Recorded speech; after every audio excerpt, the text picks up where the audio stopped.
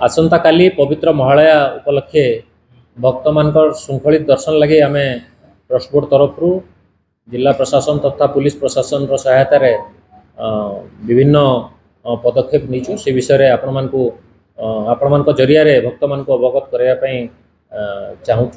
से क्रम आसंता काली माँ समलेश्वरी पीठरे पवित्र महालया अवसर में माँ धवलमुखी बेश दर्शन देवाक जाऊँ।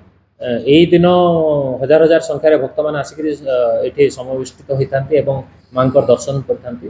तो सेटा को दृष्टि रखिक काली आम किछिटा स्वतंत्र व्यवस्था कर सकाळ 5टा समय भक्त मान माँ नीतिकांति सरला 5टा समय भक्त मान दर्शन पाई मंदिर द्वार फिटा जीव एवं 5टा समय दर्शन आरंभ होकर दिन 11:45 पर्यंत निरंतर भाव चलो।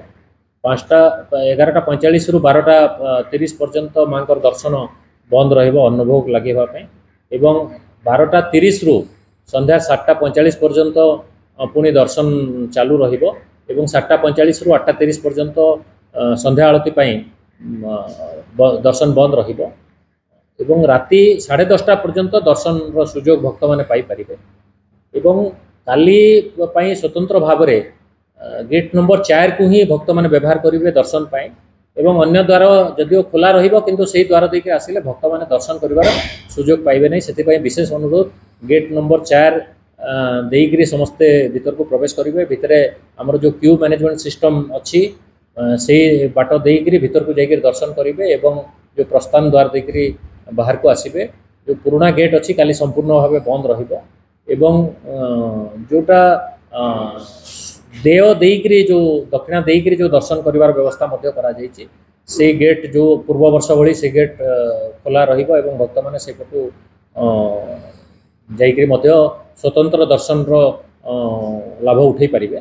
तो यहाँ हूँ विशेष भाव में काली पाई व्यवस्था एवं भक्त मानकर जो जेतु हजार हजार संख्यार भक्तर समागम हबार आम आकलन करूँ से भक्त मान पीवा पानी एवं क्यू मैनेजमेंट सिस्टम जो अच्छी भितर आमर पंखार व्यवस्था अच्छी भक्त मानकर आम बसबार भी किसी जगार रखीचु व्यवस्था कहीं लंबा समय धरिक धाड़ी में छिड़ा हवा पड़ पारे।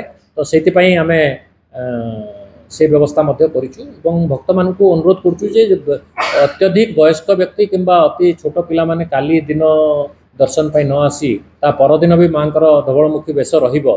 तो से दिन आसिले से माने भल भाव दर्शन करि परिबे। तो समस्त को विशेष अनुरोध शांति श्रृंखला सहित आसिक माँ समलेश्वरी धवलमुखी बेश जोटा कि आम गंगा दर्शन एवं सरस्वती दर्शन सहित तुलना कर दिन दर्शन कर माँ आशीर्वाद लाभ करें।